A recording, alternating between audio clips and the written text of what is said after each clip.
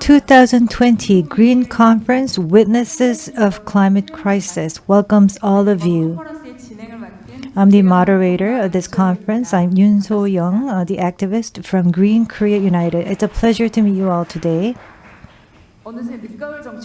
Doesn't it feel like we're in the midst of a late autumn? Can't believe that there are only 2 months left until the end of the year. I think we've spent most of this year with COVID-19 and we have witnessed long days of monsoon that have almost worn us out, and now winter is about to come. What disasters are in store, that really concerns me. But what's really clear is that climate disasters are no longer a story of a faraway island where polar bears live.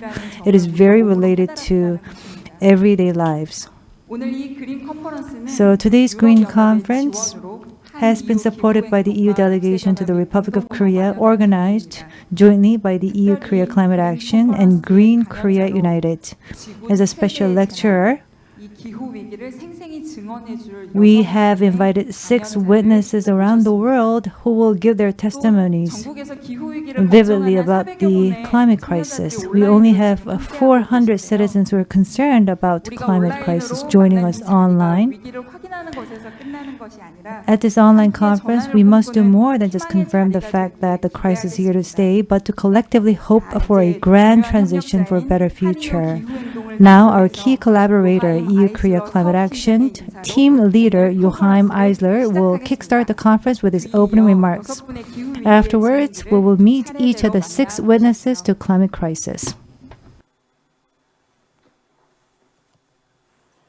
Yes, hello and a very big welcome to the Green Conference 2020. Also from my side here, from Europe, I would have very much loved to be with you in the room in Korea, but you know, due to COVID, it's not possible. But let's don't get stopped by COVID.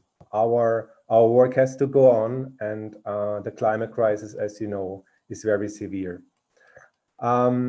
As just mentioned by the opening remarks, today's conference has been jointly organized by the EU-Korea Climate Action Project, together with Green Korea United, which are great partners to work with, and was also made possible through the generous support provided by the EU delegation to the Republic of Korea.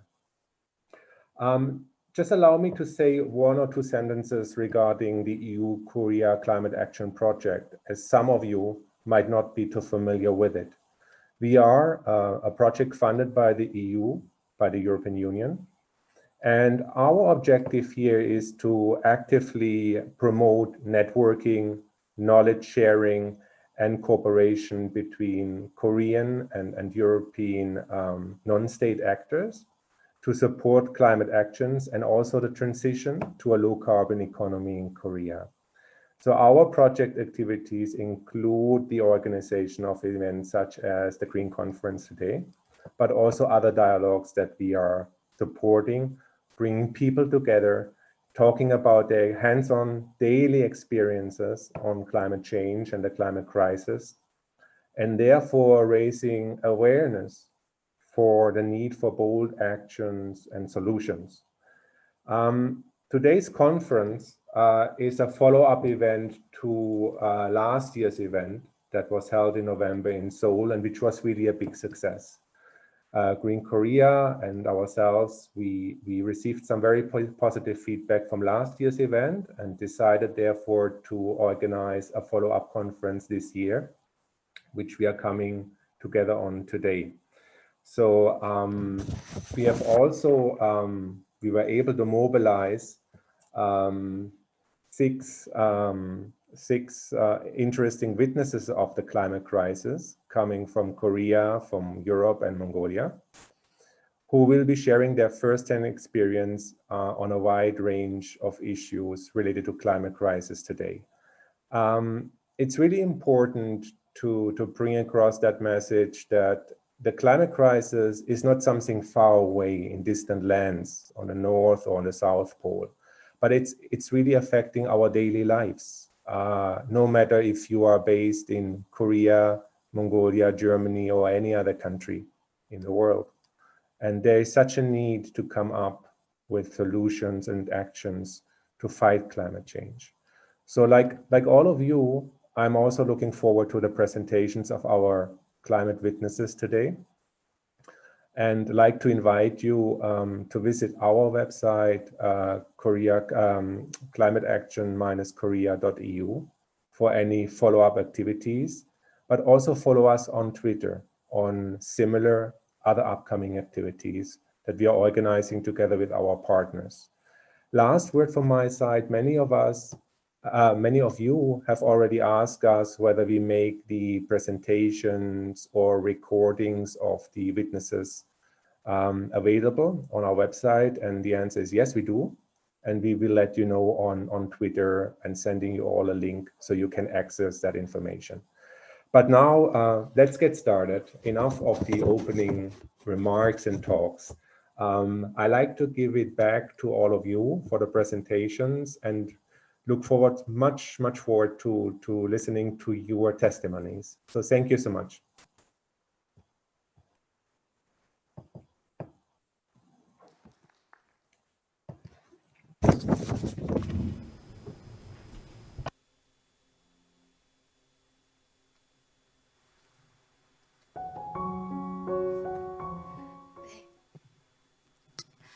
네, 안녕하세요. Good evening.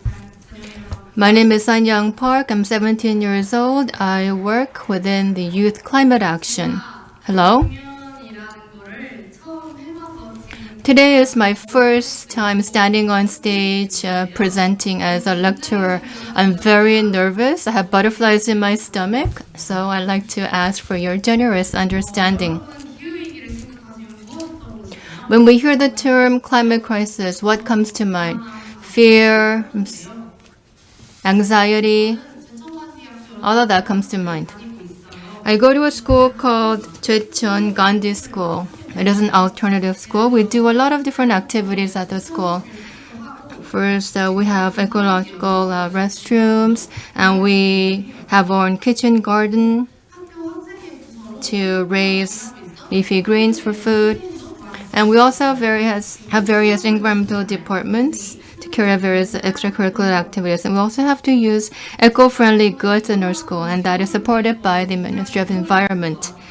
And I felt that all this was sufficient to save the planet. But our efforts were actually just the tip of the iceberg. It was negligible. It will do very little to block emissions of CO2 emissions, and climate crisis will become even more exacerbated, and my fear of what will happen to Earth further aggravated. It was last winter. I live in this area called Checheon City, Deoksanmyeon. The elderly in our neighborhood say that the winter in our town is about 6 months long. And when it's really cold, the temperatures fall below -6 degrees. And sometimes we have to sit and slide down the roads because the roads are too icy to walk on. Now this graph, the temperature indicated by graphs from 2015 to 2020, in the months of January and February. You notice that this year was very warm. And my neighborhood, we saw no rain or no snow for the past 2 years.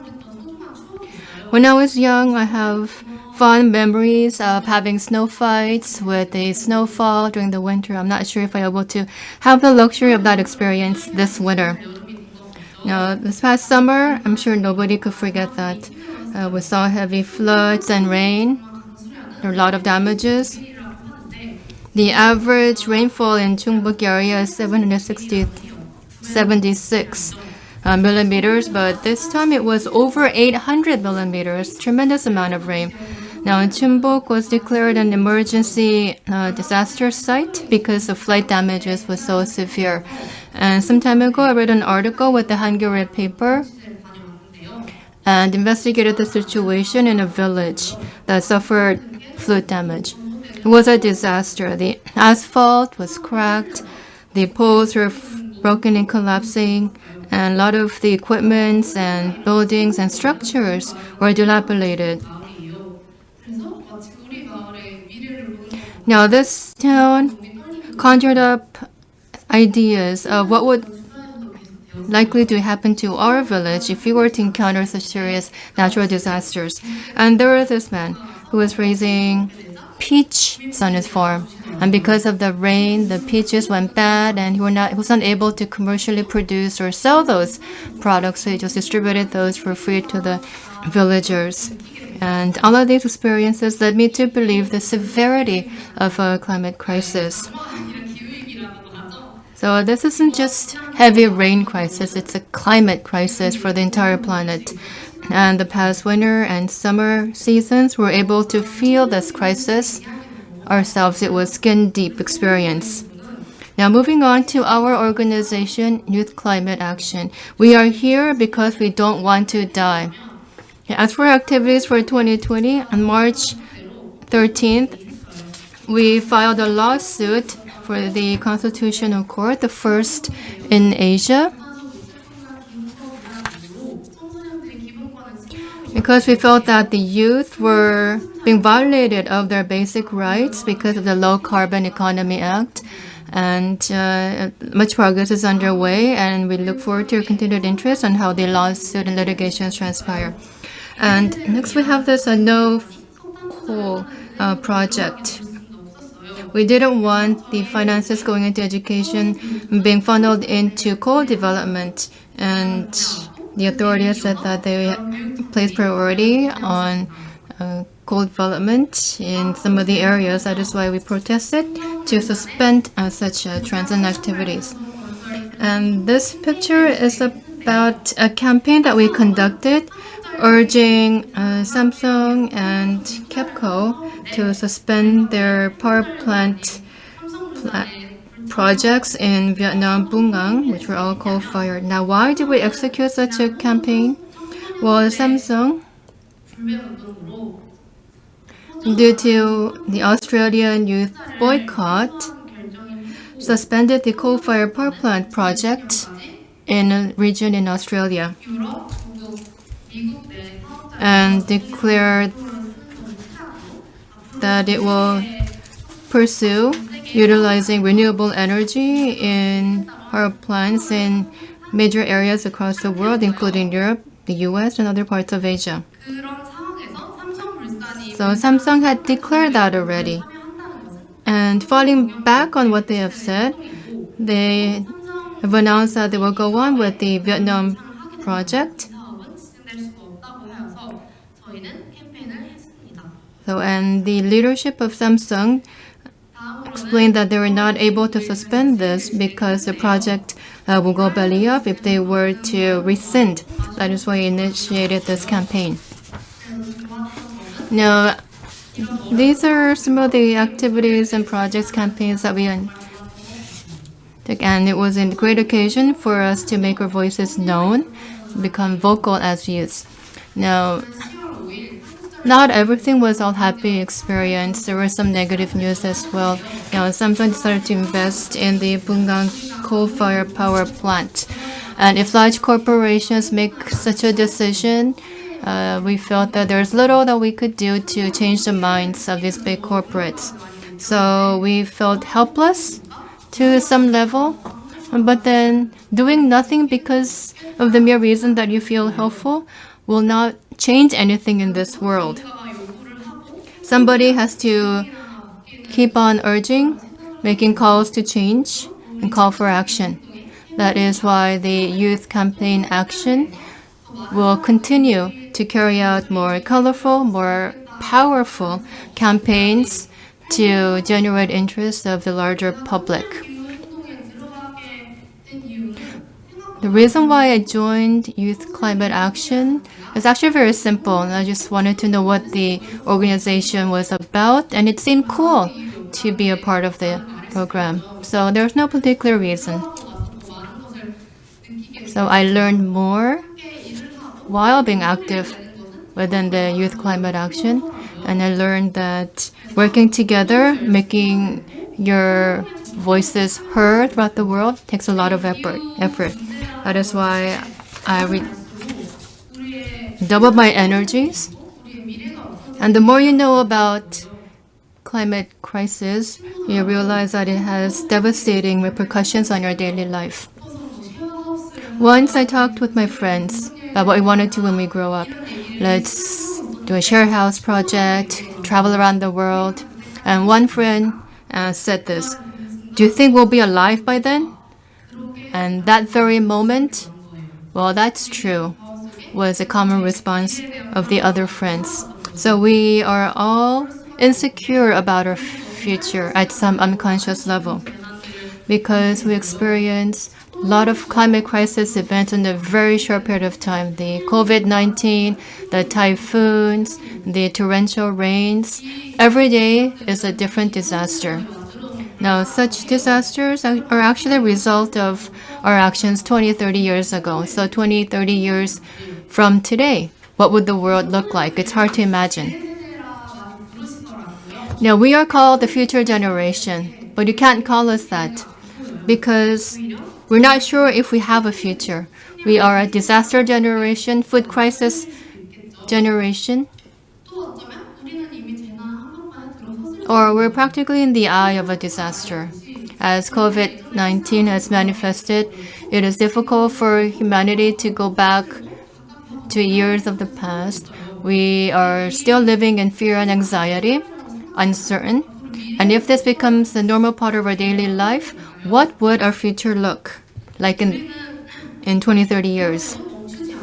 Yet, we persist on. Many areas around the world talk about climate crisis, and we see repetitive disasters happening across the globe. Yet, we are ignoring these crisis situations for the sake of our own convenience because we need that air conditioner, I need my car, and I like this comfort, and I don't want to move out of my comfort zone. Now, this kind of lifestyle, if people insist on it, we're not able to see any sort of future for us. Under such circumstances, the youth would conduct protests, not going to school, and carrying out various campaigns. But when it comes to climate crisis issues, I believe that the adult population should be flag bearers. They should demand suspension of coal-fired power plants, other environmentally devastated projects, and be more vocal towards the government. If they blaze a trail for us, I think we'll be able to make a greater impact on what we can do as youth. So I think it's time for me to wrap up. In order for the youth to dream about a future, we should be guaranteed the rights to enjoy our everyday lives. And we would really appreciate it if our lives could be anxiety-free and fear-free for the safety and happiness of our everyday life. Thank you.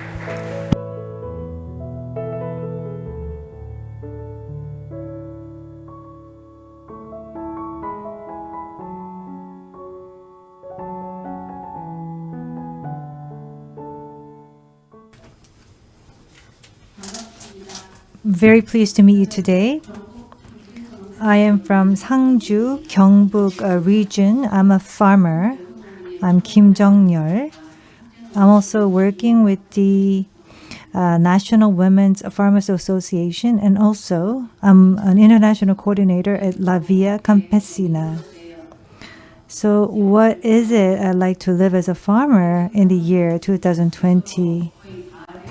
A lot of frustration indeed. I'm here harvesting my produce. We had 53 long days of monsoon this year and record level of rainy days. About 2/3 of the land were inundated. This is where the women's organizations are located. Will we be able to live and sustain our lives as farmers in this climate crisis? So I have this big fear about the future.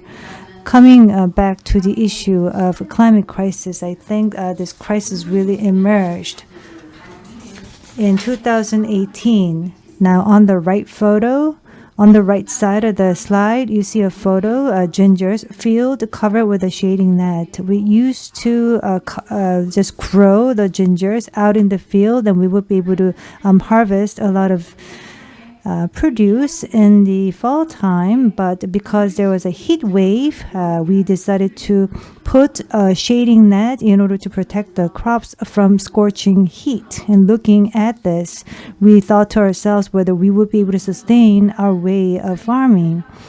A big concern really came about when a senior, elderly from the neighborhood, passed out under heat on the field working and was taken to the ER on an ambulance due to the heat-related diseases. So our fear actually began to emerge from 2018. Now, I decided to look at the temperature recorded in 2018. Since 1973, 2018 had the longest days of heat waves, which went on for about 30 days a month. During that period, of course, agriculture was very negatively affected. And in 2019, which is last year, what happened then? Farmers had to remember the year as a year of rain. There was the largest number of days affected by typhoons. About 7 different types of typhoons swept across the farming region. They devastated all of the food crops there. That's how we spent the last year, 2019. Now, the climate problem was not only limited to Korea, it also affected greatly on countries in Africa. In August of 2019, I had a chance to visit Zimbabwe and also met farmers from Mozambique and Malawi in Africa. And I was able to hear their testimonies about the damages caused by climate crisis. It was something that we will not be able to compare to what we've witnessed in Korea. For example, cyclones occurred and claimed lives of 1,000 people, displacing hundreds of thousands of people, mostly in the farming areas. They've lost their livelihoods. They had to leave their hometowns. Now, looking at the climate issue here, this is not a problem that is just limited to one country alone. It is not just a one-off temporary event that occurs as a result of changes in the weather. Now, World Meteorological Organization has released a meteorological report in 2019 focusing on climate analysis from 2015 and 2019. Now, for 100 years, they've surveyed annual average temperature survey, show that 2016 had the hottest temperature recorded, and all of these years are from the last 5 years. So highest temperature were recorded in the last 5 years, and even compared to the previous 5 years, there was a 0.2 degrees Celsius increase in terms of temperature in the last 5 years. Of course, agriculture is a direct victim of the weather changes or climate changes, and farmers are really at the forefront of this crisis.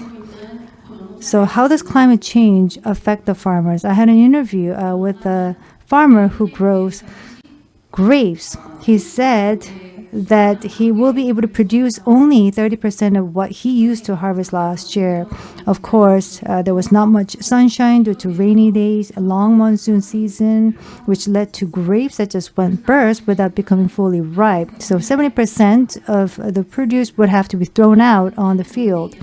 But this is not a story of only one farmer. Sangju is a very famous place for persimmons and dried persimmons. One farmer said that they were growing persimmons for 20 years, but they had the worst crop this year in terms of yields. And I've been a farmer myself for about 30 years myself as well. I've been struggling a lot. Of course, farmers will have to manage to find a way to survive, but climate crisis is having a direct impact on their livelihoods. So let's take a look at how agriculture is impacted by climate crisis. For example, natural disasters will deteriorate and the frequency will only increase perhaps every year. Since the weather was recorded, we will probably have the record high, for example, heat waves, cold waves. And the news will all be around us, which will have a direct impact on the amount of production, and also will lead to soil degradation, and we will also be lacking in terms of water quantity, which would actually drive the farmers out of the fields, and they would have to, for example, move out of their farmlands, go to the cities, or just give up on farming. So what does it mean if farmers are gone? That means there will no longer be producers who give us food, and the livelihoods, the production basis will be completely destroyed, which will lead to food crisis. So another face of climate crisis is food crisis. That's a warning that's given to us, whether it's WMO or IPCC. These scientists around the world have given the reports to that end. Even the Ministry of Environment has released an assessment report that if the temperature continues to go up on the Korean Peninsula, there will be a drop of 25% production in rice. For your reference, Korea's grains self-sufficiency rate is 21%. That means 79% of food is imported from abroad. In that 21%, of course, we have the main staple, rice. We're, for example, producing about 80 to 90% of the supply here. But if we do other type of grains, our actual self-sufficiency rate, excluding rice, would only be about 5%. So food crisis is very serious in Korea. So in the field of agriculture, what can we do in terms of responding to climate crisis? Of course, we have to continue to make efforts to respond to the crisis and at the same time mitigate the crisis in agriculture. And as I mentioned before, we also have to focus our efforts on food crisis by driving transition in the agriculture system. Sustainable farming, sustainable food production system are the only ways. And the government must take this into consideration, the sustainable farming and food system. And these factors would have to be incorporated into the policies. And it should be part of the government's efforts to respond to climate crisis. Okay, so we've seen the damages caused by climate crisis in agriculture and food production. Another factor is that 1/4 of greenhouse gases actually come from agriculture, farming, and food production system. So GHGs emitted from farming and foods account for 1/4 of total GHG emissions. And we see the vicious cycle in place. In order to reduce GHG emissions, we have to find a sustainable way in which we can reduce the emissions in agriculture. Only then we will be able to secure our food. I said that 1/4 of GHG emissions actually come from agriculture. So let's take a look at different elements that contribute to such emissions. What are the pollutants? So please take a look at the photos on the upper part of the slide. This is a plant type of chicken growing farms. This is a massive industrial production system. Lower part of the slide shows Cubans locally managed fields and also by small farms that's doing the pig production. And these are photos that I took from Cuba last year. So what type of a way, what type of the method of production would emit more GHGs? And I'm sure you already know the answers to that question. Taking a look at this photo here, now small farmers on the right side have a variety of crops and doing it in an ecological way. The left way is a massive industrial type of production for agriculture. We really need to focus our attention on soil on the left side and on the right side. Now we have small farmers here on the right photo. Now the roots of the crops are very deep into the ground. They would absorb a carbon and they would capture the carbon inside the soil. And the left photo that shows industrial type of production. Now the roots are not that deep, so carbon cannot be captured. So FAO said that industrial system only produces 30% of the food needed for the world, but they use up 70% of energy. So what is the right way forward for us in terms of food production? We have to make a transition in food production. By doing so, we can reduce CO2 emissions, and we can send the carbon into the soil. IPCC said that if we save land, that land can be made to absorb a third of GHGs produced by humans every year. So agriculture will have to be reborn as a way to give life back to the soil. This is the Sisters Garden Field, which is a member of our association. They do ecological agriculture production that would do direct purchase and sale with the consumers. This is a field in Gosong. The another one is located in Gangwon, Hongcheon region. What are the ways in which we can reduce climate change effects? What are the ways in which we can reduce the emissions? The change agents over here are small farmers, the peasants and female farmers. They can contribute significantly to addressing climate change and crisis, and that is what they're doing out there in the field. And coming back to 2020, as a farmer myself, living this year,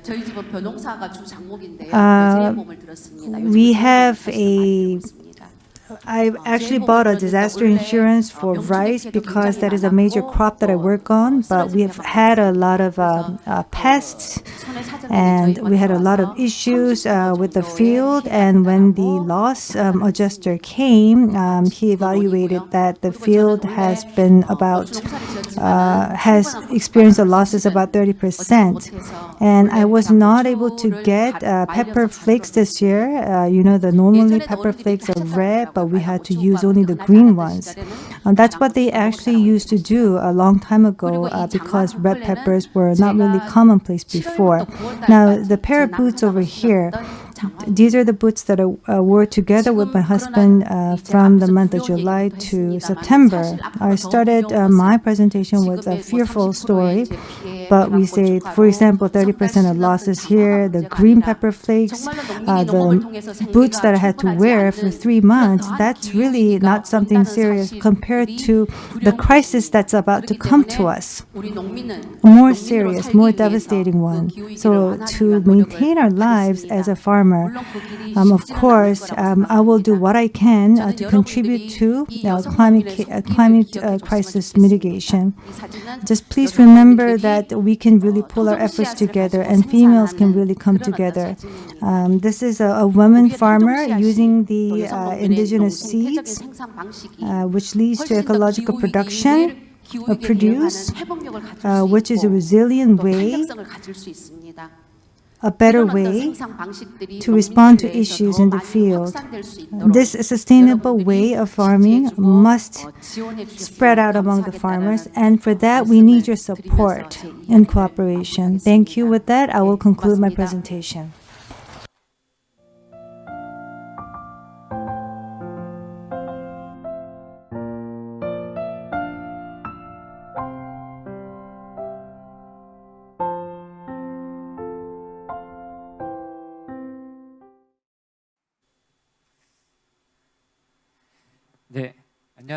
Good evening. My name is Jung-hoon Park, President of Rider Union.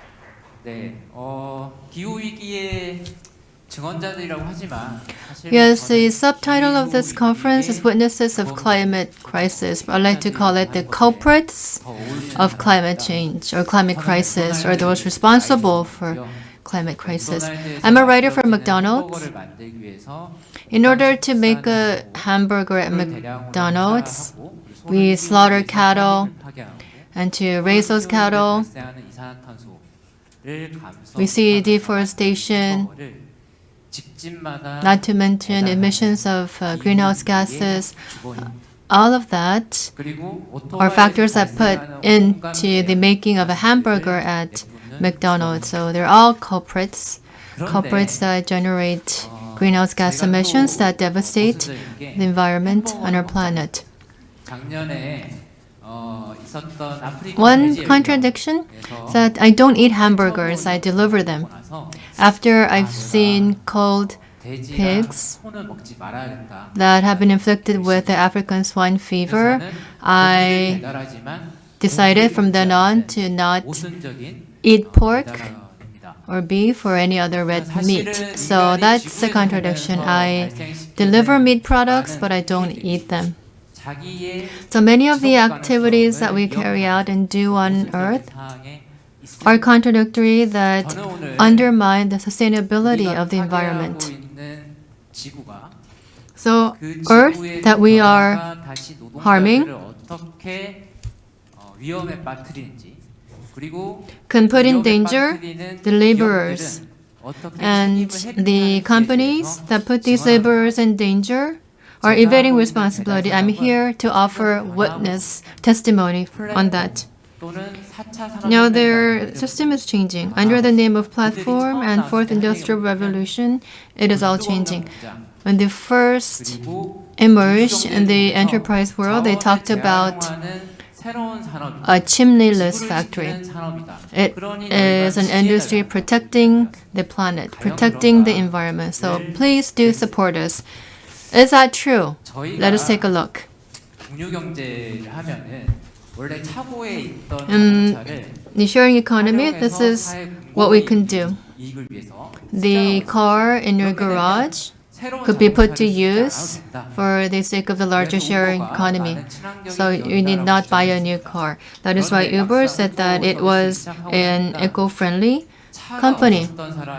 But with the Uber services, those who did not own a car had to buy a vehicle to work as an Uber driver. A contradiction there. And as delivery services develop, the workers who never drove a motorcycle now had to purchase motorcycles to do their work. So during the weekends, if you go on the roads, you have women riders and coupon riders that use the automatic kickboards and auto bicycles that practically dominate the roads for delivery services. So it is contradictory in that they are emerging upon the roads rather than alleviating the heavy traffic conditions. So this is a contradictory statement made by the sharing economy players in our community. Now, if you search Google, digital carbon footprints are constantly generated from these companies. Like Netflix, for example, they use real-time streaming services requiring huge size servers in great numbers. Now, running these servers require a lot of heat, and in order to minimize the heat, you have to generate more electricity. So there's a paradox again there. But more importantly, the platform business do not hire laborers or workers. All of the labor issues that arise from the process, they are not responsible or accountable for them. They can produce without a physical factory. Airbnb, for example, has no property whatsoever and yet runs the largest real estate business in the world. Because the lease businesses post their real estate on Airbnb sites to carry out their business activities. So these companies would no longer be held accountable for activities that they engage in that could devastate our economy. So the fourth industrial revolution or the sharing economy should be viewed from a completely different perspective for the sake of our planet. For example, the data center is being built in certain cold regions around the world. So the climate crisis that we see on a daily basis, what sort of harm or damage is it doing to the workers? Now, the meteorological agencies' weather reports, the writers do not trust them because they feel firsthand what the climate change or the weather is like during the course of their work. Now, prior to COVID-19, fine dust was the big issue socially. If the dust was severe, it felt like riding through fog or smog. And when the level is very poor in terms of fine dust particles, my throat will feel sore. And if it's were worse than that, my eyes would become sore. And my body was able to respond and tell me how bad the weather was in terms of fine dust. And the mucus that comes out of your nose, for example, by looking at its color and substance, I could tell what condition the weather for that day was like. So fine dust and Earth's crisis, we all feel it with our bodies. We have physiological responses to them. And we are responsible for issues that happen. Now, this is the text message that we loathed. It says, please take care of your health by restricting outdoor activities. Now, these are text messages that the government provided to us. But this meant very little to us because we were not able to abide by the government's advice because we had to go out there to make ends meet. So it was up to the individual to take on all of the responsibilities. And working overtime at night is class 2 carcinogen, and fine dust is classified as grade 1 carcinogen. And the health harms and the repercussions of all of these are what the workers themselves have to be accountable for. Now, recall this year, the heat wave was very severe. The urban asphalts was generating a lot of heat. Now, one colleague said that he was feeling dizzy because of the heat. So I put myself on a one-person protest demanding heat wave allowances of 101. So these outdoor workers encounter further aggravating environments.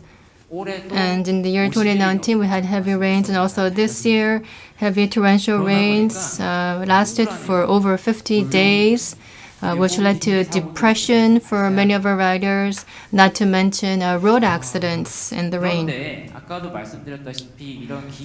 But as I mentioned earlier, bad labor conditions due to climate crisis and all problems that occur from that are the responsibilities of us workers. And in fact, there was a person in his 20s who died in the heat wave. It was not a Korean national, but rather a migrant worker who died. So we have the formal workers, the informal workers, outdoor workers, and outdoor migrant workers who become victims to climate crisis. So we're not all evenly responsible for climate crisis. Certain classes, certain segments of our society unfairly take on a greater share of the injuries and responsibilities. You know how hot the asphalt turns in the summer, goes over 40 degrees Celsius, and in the winter, minus 18 degrees. It's like working in a freezer. When polar bears are in danger in the North Pole, the workers working on the asphalt are also subject to danger. Remember, I presented 101 as heat wave allowance. There's a reason for that 100. If we were to ask for, say, 1,000 or 10,001, workers would take the risk and work to get the additional allowances. And in fact, Kupang, they said that they would give an additional $50 when a strong typhoon hits. If that happens, then the workers, in order to earn the additional $50 incentive, they would continue to work under various dangerous conditions. Now, this is a photo of the summer flooding. It's a very popular photo. Now, the writers had no right or no privilege to make decisions on stop working, stop writing, because production and consumption is never ending.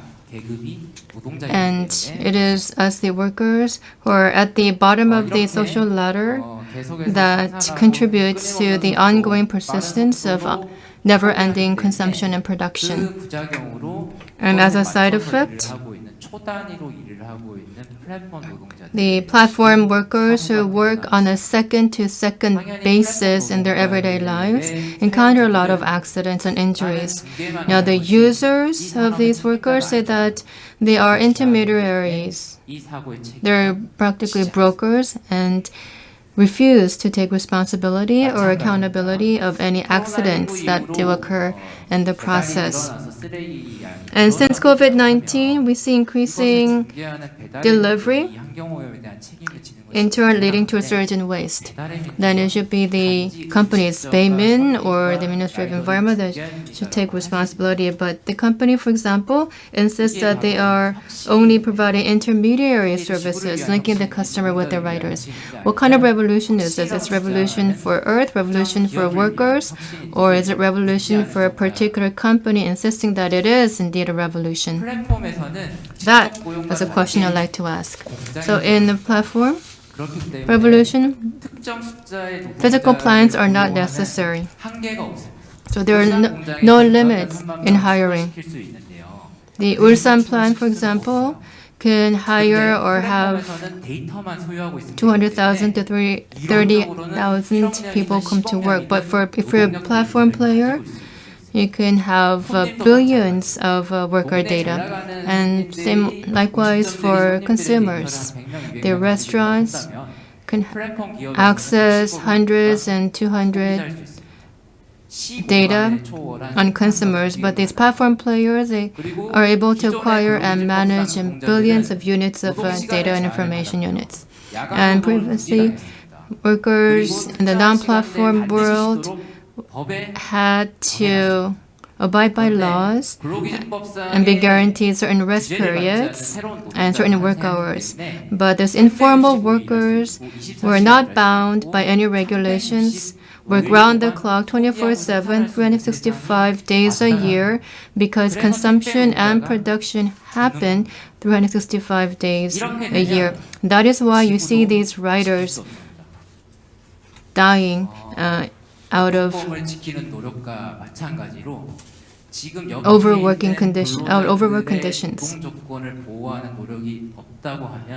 So if there are no further efforts to protect these workers, we're not able to protect Earth nor us humanity.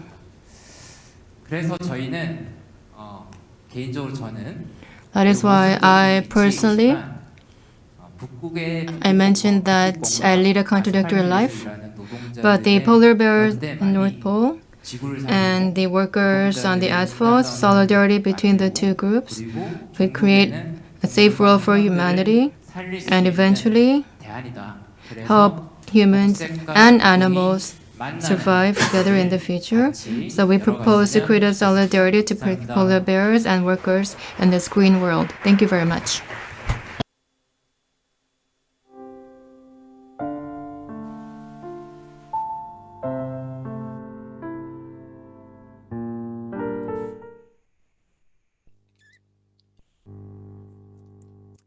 So, hello everyone. I'm very happy to contribute to this conference today and to talk about the impact of climate change on human health in Europe. My name is Claudia Quittman and I'm a researcher of the Institute of Global Health in Germany, Heidelberg, and part of the working group Climate Change, Nutrition and Health. So, one of the most important medical journals, it's called The Lancet, published two rather polarizing scenarios approaching the issue of climate change and health. On the one hand, they stated that climate change could be the greatest global health threat. But a couple of years later, they also published an article stating that climate change could be the greatest global health opportunity because there is a strong connection between climate change mitigation and an improvement of human health. Today, I will talk about both climate change as a threat, but also as an opportunity for health. So first, I want to talk about how climate change and health are linked. There are general effects of climate change due to an increasing level of CO2 and short-lived climate pollutants. So we observe rising temperatures, rising sea levels, and an increase in extreme weather events. This has to be mitigated, and this affects human health. But when talking about the link between climate change and health, it is also important to consider different factors, for example, demographic factors or socioeconomic factors. I want to give you some examples. So geography is one factor. So the question, where do I live, impacts how my individual health is affected by climate change. But also warning systems are an important factor because if there is a heat warning system, I will be less affected by a heat wave. And my personal health status. Am I in a good physical and mental condition, or am I already infirm? All this is about climate change adaptation, and this influences how individual health is impacted by the general effects of climate change. As you can see, there are different exposure pathways and different health outcomes. And now I will talk about the ones which are most important in Europe currently. Heat waves are probably the most important issue in Europe because we see an increase in frequency, but also in duration of heat waves. And some populations are particularly vulnerable. These are, for example, elderly people because they often have poorer physical conditions and no good perception of heat stress. But also infants and children are at particular risk. Or we heard about outdoor workers, and also homeless people and pregnant women have to be protected during heat waves. During heat waves, we can, on the one hand, observe heat-related illnesses, for example, dehydration. So the patients feel sick and tired, have headache, and symptoms like this. But on the other hand, we can also see heat cramps and heat strokes. And we also see that pre-existing illnesses like renal diseases or diabetes or cardiovascular diseases get even worse during heat waves. So as I said, heat waves are very important in Europe for health of humans because in 2003 we saw about 70,000 deaths. In Germany, a couple of years ago, we observed about 6,000 people who died due to heat waves. And in France last year, there were about 1,500 people who died due to heat waves. But one point I want to mention as well is that heat-related health issues are quite predictable and preventable. So we hope that we can reduce the number of deaths related to heat waves in future because there are opportunities like heat warning systems and effective hydration strategies, for example.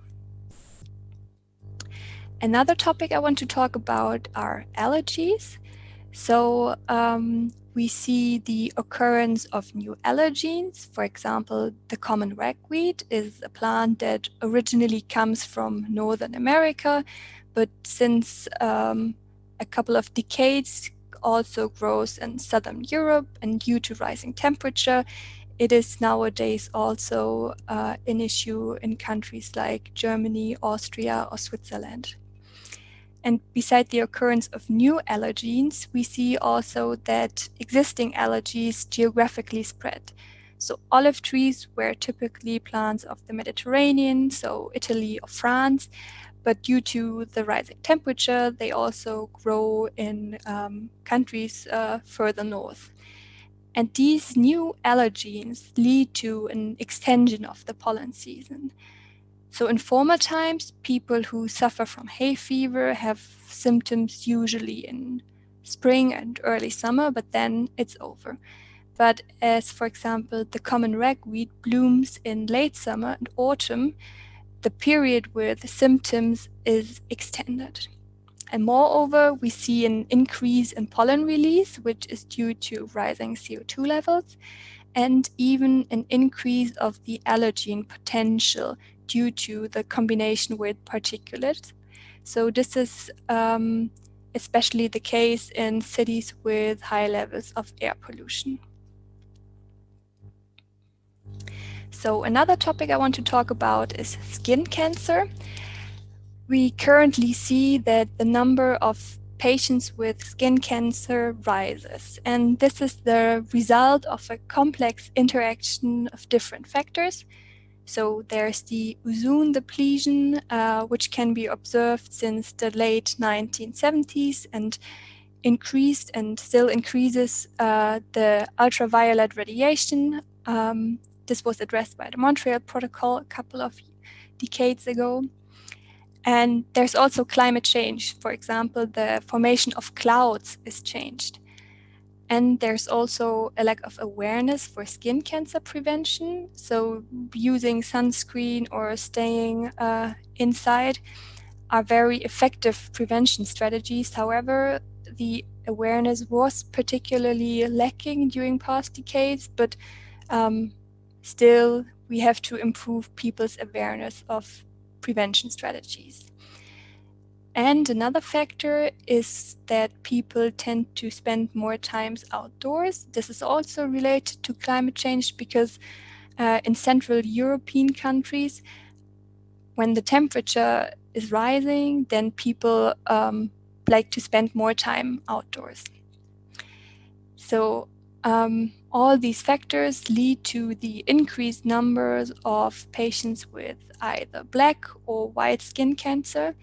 And since there is a long latency between the sun exposure and the real skin cancer, it has to be assumed that there will even be more patients with skin cancer in the future. But as I said in the beginning, there is also this possibility of climate change as a health opportunity. And it's not just about avoiding these negative impacts of climate change on health, but also about direct positive effects on health of climate-friendly behavior. So I want to give some examples also to maybe spread some positive energy and give arguments for motivating people to act climate-friendly. So active mobility can either be walking or riding the bike. It is healthy for the planet because compared to riding the bike, this emits less greenhouse gases. But it is also healthy for me as the person who rides the bike. So it reduces my personal risk to get diseases like diabetes or cardiovascular diseases, obesity, and even depression. But moreover, it's also healthy for others because riding the bike does not cause any air pollution. So air pollution linked diseases like cardiovascular, respiratory, and allergies, as I explained before, they are reduced when there are lower levels of air pollution. And riding the bike or walking is very quiet. So a reduction of noise can improve the sleep quality of people, especially people living in the city, and the mental health status of people. Another example of direct positive health effects of climate-friendly behavior is a reduced consumption of red meat. So this is healthy for the planet because a plant-based diet is way less carbon intensive. So it's healthy for the planet. But again, it's also healthy for me as the individual who eats more plant-based products. It reduces my risk to get a colonic cancer or cardiovascular diseases or obesity or diabetes. And furthermore, it's also healthy for others because the ecological impacts of producing plant-based products are lower than of producing red meat. So, for example, plant-based diets have positive effects on biodiversity and a lower nitrate pollution of drinking water as a consequence. And another health aspect which is related to meat production are antibiotic resistances. So animals for food production need lots of antibiotics, and this can cause resistances, which will negatively impact, for example, the treatment of patients in hospitals, because then the antibiotics do not work any longer due to the resistance. And if more people reduce their meat consumption, then we will have lower antibiotic resistances. So to conclude, climate change already has an impact on health in Europe, and we expect that this impact will be even greater in the future. So health systems play a very important role. On the one hand, they have to be climate friendly and emit as little greenhouse gases as possible. And on the other hand, they have to adapt. So they have to be climate resilient and even be able to perform during extreme weather events. To sum up, we see the health effects, but we also hope that these positive effects of climate-friendly behavior can be used as a motivator for many people to reduce their personal greenhouse gas emissions. Thank you for your attention.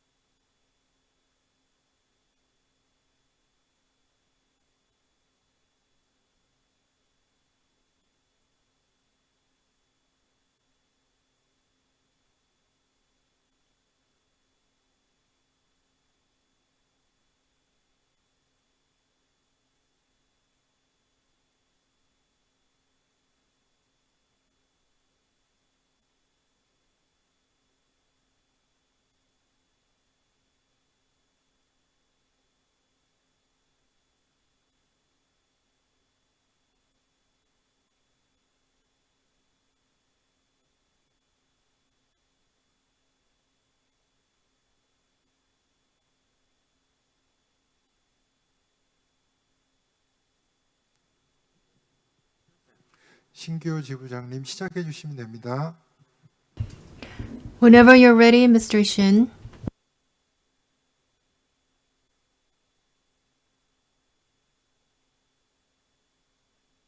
반갑습니다. Good evening. I'm the fifth witness at this 2020 Green Conference, Witnesses of Climate Crisis. I am here in Ulaanbaatar, Mongolia. Hope everyone is doing well. It's getting colder here in Mongolia.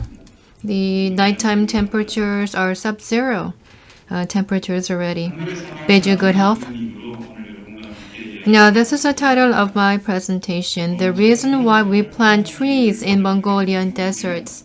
Now, I'd like to talk about why I work in Mongolia. Well, first of all, I have great interest in humans, in people, and the environment.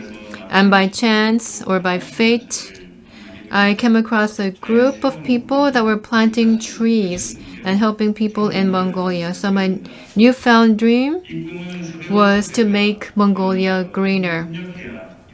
Now, this dream can only be realized through intergenerational or multi-generational cooperation. Now, changing the village affected by climate change requires the combined effort of all villagers. And what I'm doing is not easy because 10 people bring 10 challenges. 1,000 people bring 1,000 new issues. So I wanted to give up every day when things got tough. But I kept on going, and here I am today. And I'd like to share my journey that I've traveled so far with you today. Now, this picture is one that was taken when I was working on site. What do you see here?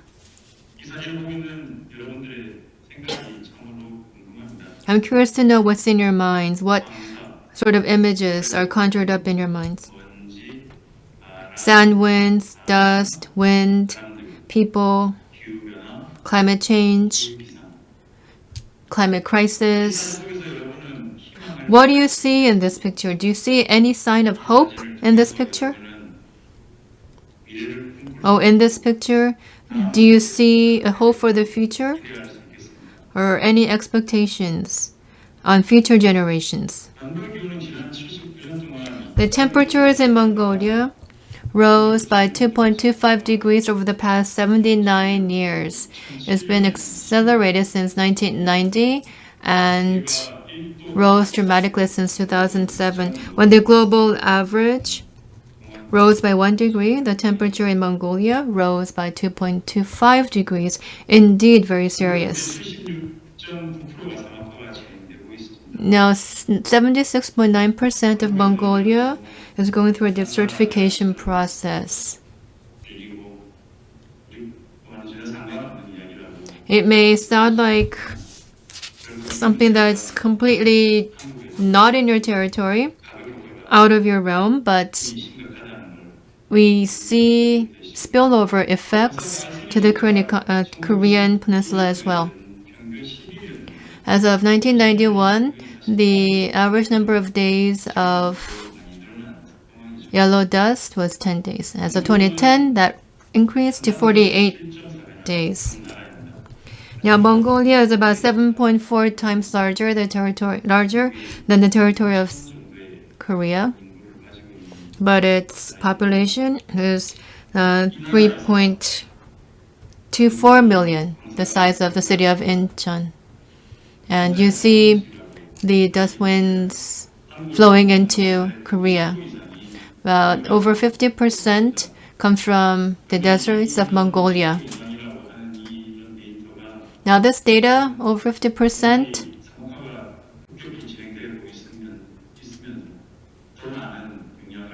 is likely to go up as the certification progresses further in Mongolian deserts. So, the certification of Mongolia and the Korean environment are not two different things. They are very, very closely related to each other. Now, the precipitation in Mongolia, it declined very severely by 7.3% over this period. Now, the average rainfall in Mongolia today stands at less than 350 millimeters. The average in Korea, I understand, is 1,400 millimeters. So it's a small fraction of the rainfall that Korea gets. This is the permafrost level. It may, to Koreans, be unfamiliar because we don't have that territory here.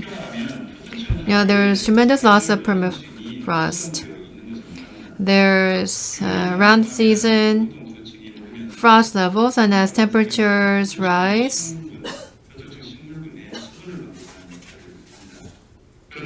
the ice would melt, offering water to the plant vegetation. But with climate change, the permafrost would disappear, and the plant vegetation subsisting on this layer would die out. And this is another evidence of the severe progression of desertification in Mongolia. The forest area in Mongolia is barely 36.8%. Now take a look at this map. Compare this with the photo that I showed you earlier. And also the map on the loss of permafrost. You notice that the distribution is pretty much one and the same. Where there is permafrost, there are forests. If there are no permafrosts, water or moisture would be insufficient to have the plant vegetation grow. So with the loss of permafrost, we see a reduction in the area of forestry in Mongolia. And we see a lot of serious damages happening.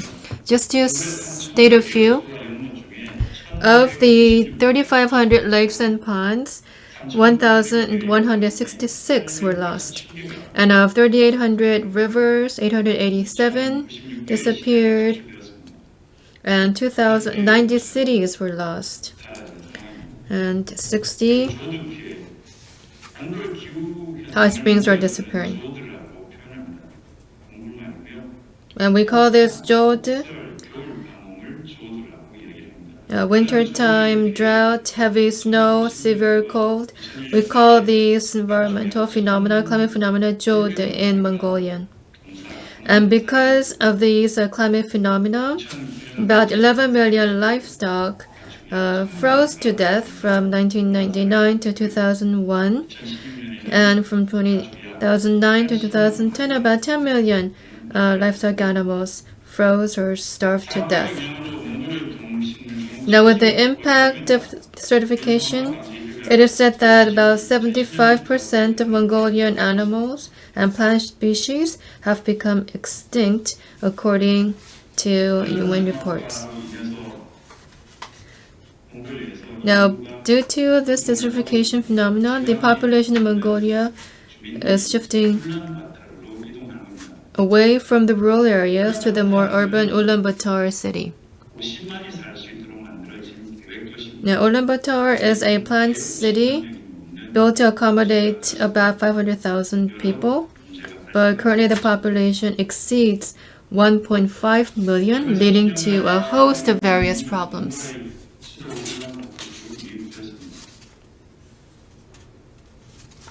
So many people are moving into Ulaanbaatar from the rural areas. Why are they moving away from their hometowns in the rural villages and seeking new shelter in Ulaanbaatar?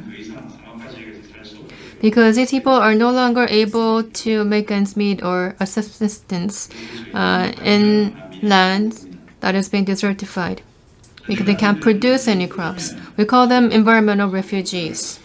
Now, war refugees can always return home once the war is over. However, environmental refugees have no home to go back to because of environmental degradation. Then, to where can they go?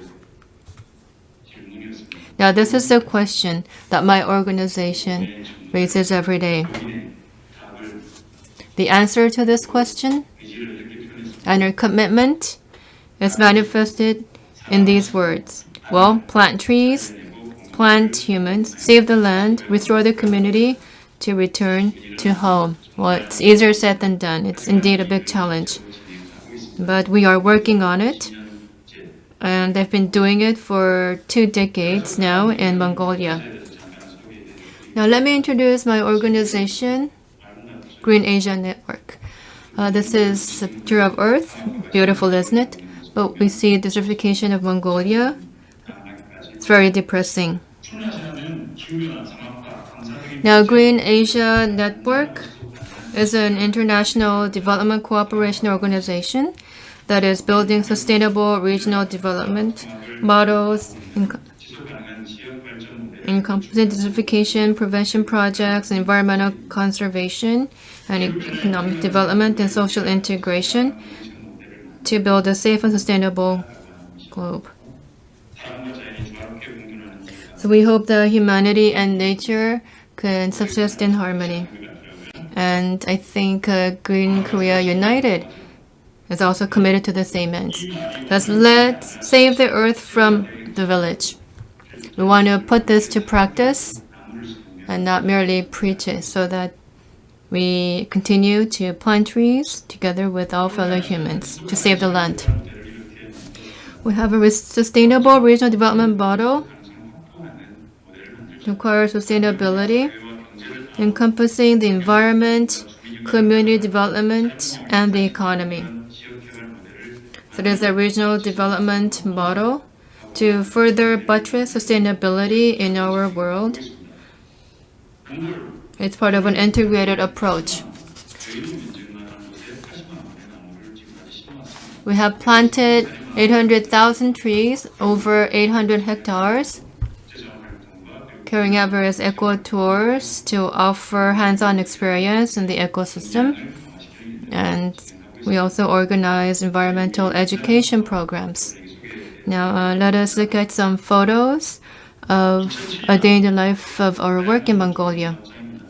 This is the Bayang-nor Forestation Project site in 2007. People did some backbreaking work to plant trees here in hopes of building a forest here. And they were hoping naively so that their work proved to be meaningful. Now, this is the before picture. This is the picture of this year. So this is the same forest this year. You see that the land is alive. You see green vegetation, trees growing on what was once barren land. These trees are over 5 meters tall. So we sowed the seeds in 2007, and their efforts were not proven to be vain. Now, in 2008, this area, there was not a single blade of grass. We carried out a deforestation project here as well. Now, this is what it looks like today. We call this area Chachargan, or the tree Chachargan. I think it's called vitamin tree in Korean.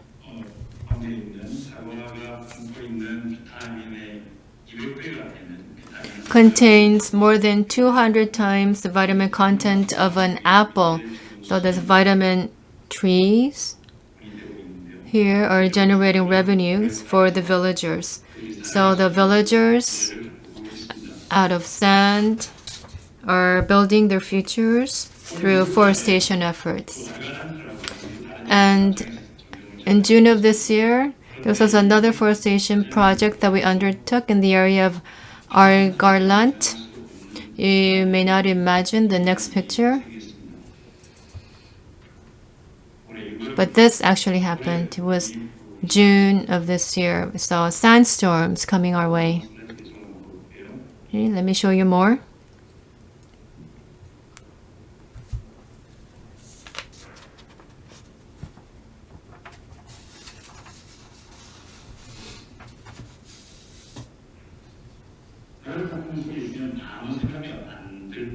You become numb when you're in the middle of a sandstorm. You have no idea where to go, what to do. You're at a complete loss. You're stumped as to what to do. And yet there are people who have to survive under these conditions every day.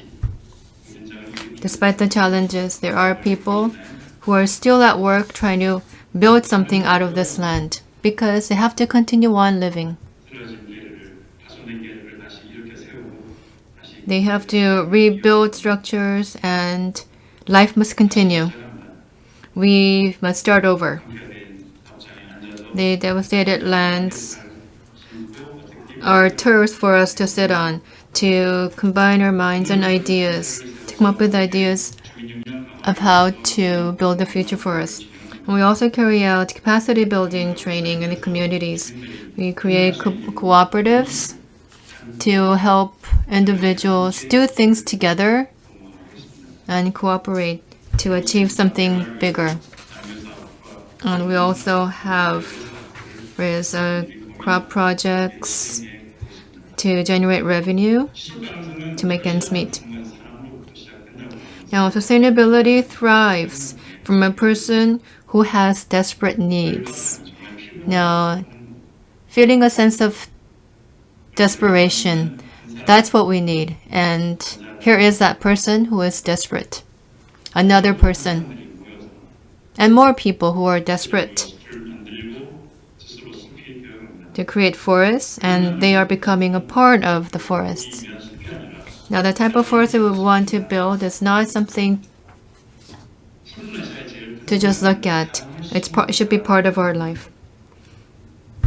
So a forest that we build is not something to enjoy, but to survive together with. I would like to offer an answer to today's question. We plant trees in the desert because there are people who have to live on in such deserts. There are 10 problems with 10 people, and there are 1,000 issues with 1,000 people. But we did not give up. We focused our minds, and were able to come up with solutions to address challenges. That is indeed a message of hope. That person never gave up, focused on its commitment, and was able to seek out solutions for all 1,000 people. So we need more people, and there are bound to be bigger variety of challenges. But as long as we do not give up, all of our challenges and problems can be addressed. People are hope, or people have to be hope. That hope is keeping me bonded to the land here in Mongolia and motivating me to join the hands of other Mongolian people.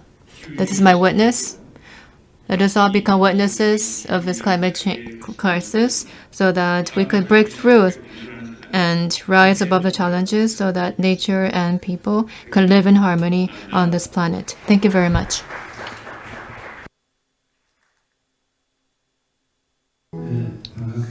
I'm very pleased to meet you. I'm Cho Chun-ho. I'm an atmospheric scientist.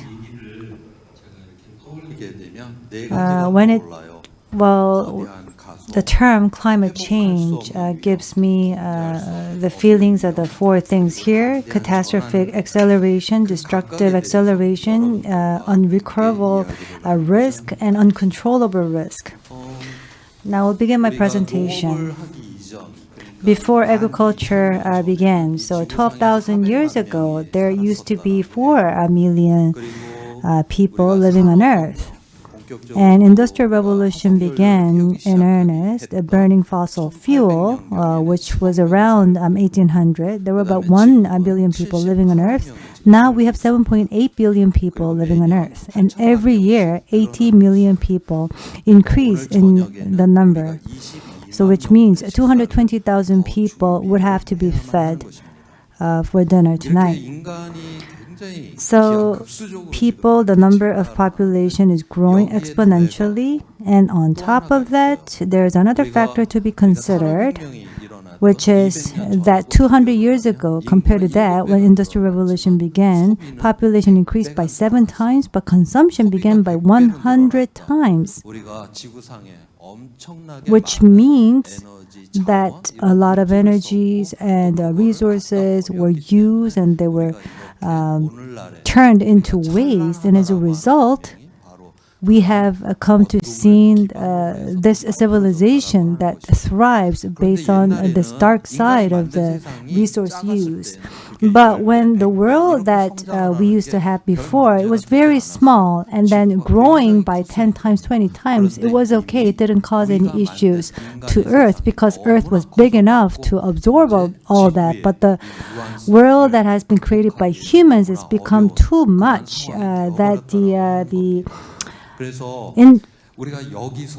that the finite nature of Earth is no longer able to sustain that. So if we go any further in terms of exploding the Earth, in terms of the population, the Earth is not going to be sustainable, period. And that is why we have this climate crisis that's happening. 12,000 years ago, when agriculture first began, prior to that, we had a glacier age. The weather was very uncooperative. There was hunting and gathering period. And then we ushered in the old stone age. And about 12,000 years ago, climate became very stable. And then we began to farm and people began to settle down. And production of food increased, especially around the river, the foot of the mouth of the river. That's where we saw the birth of civilization. This stable climate led to the creation of the civilization that we enjoy. Now we use fossil fuels. We're increasing the concentration and carbon footprint. The climate is not stable anymore. We're now about to go into the hot house Earth or hot house valley. What happens is that once we go into that valley, we will go beyond the point of repair, recovery. What do I mean by that? For example, in June of this year in Siberia, a city over there had a temperature go up as high as 38 degrees Celsius. There were various reasons for that, but the main reason is that this region used to be fully covered with snow. The sun would come in, and the solar energy would be reflected off of the snow and would be gone into the universe. So the Earth didn't absorb that heat, but as Earth began to go up in terms of temperature, the snow was gone and the grass would be grown. And then the sun came in. It was not reflected off into the universe, but the heat was actually absorbed by Earth, which would actually raise the temperature higher, and the snow cover was gone in larger amount. It really has nothing to do with the greenhouse gas emissions that's coming from people. For the last, for example, 540 million years, there were 6 different great extinctions. 65,000 years ago, there was an asteroid that flew in from the universe, and that led to extinction. But all the 5 different extinctions all occurred as a result of human behaviors. For example, there are various factors that would actually lead to such extinctions. If the temperature of Earth is, for example, increased by 2 degrees Celsius, that means that all of these mines that are buried under the ground would be exploded. And of course, what is happening over here is that we're actually trying to commit suicide. We're about to pull that trigger on us. That's the nature of the crisis that we face. And if we increase the temperature by more than 2 degrees Celsius, the Earth is going to go beyond its sustainable level of maintaining the temperature. So it will go beyond the point of repair. And once we're stuck in that hothouse valley, for example, even if we decide not to do anything, take no action, the Earth is going to turn into that vicious cycle of trying to kill itself, trying to bring about its own extinction.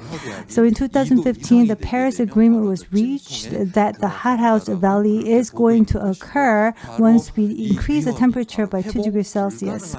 Then it becomes the irrecoverable crisis or irrecoverable risk. For example, we had wars and there were natural disasters, there were pandemics, infectious diseases, so we had financial crises as well. There were various risks that persisted, but they all came to an end. And then we went through trials and errors, but then during the process, we were able to create a better world for all. But climate crisis is different. That's depriving us of that opportunity because it's pushing the Earth beyond repair. And that is going to be the the first type of risk that the humanity will have to experience. Now, the slide here shows how the temperature is changing from 1850 to 2100.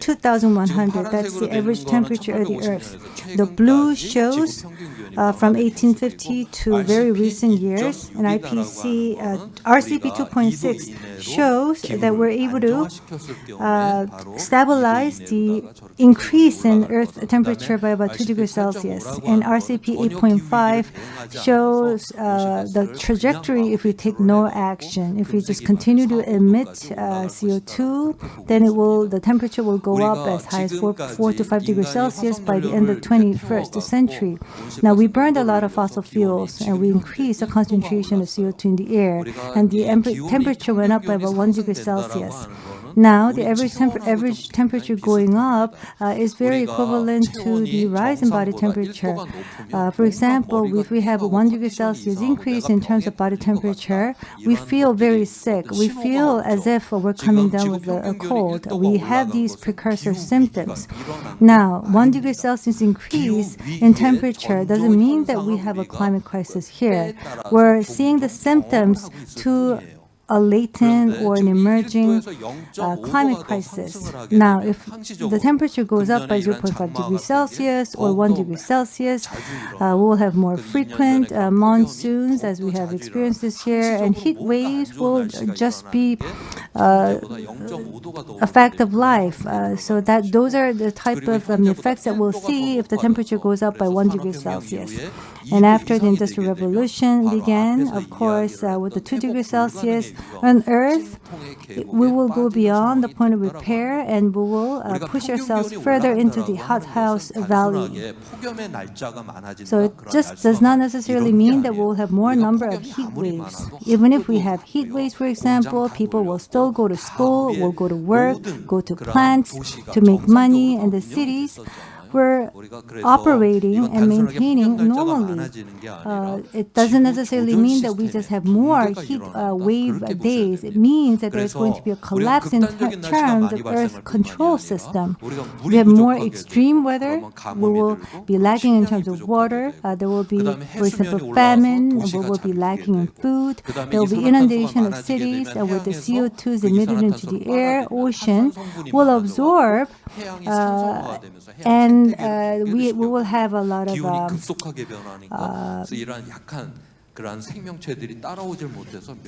carbons increasing, carbonic acids, and which will lead to acidification. It will lead to an increase in terms of infectious diseases. It will actually shake the very root of survival and livelihood. And what happens then? Now, we're affected by COVID-19 very heavily, and there's an emergency relief provided by the government. I know it's giving a lot of help to those people in need, especially the self-employed people and small owners of small mom-and-pop stores. But if this climate crisis really occurs in front of our eyes, what will happen? That there will be no food available at the supermarkets, groceries, and the situation will only get worse. There's no food to be found.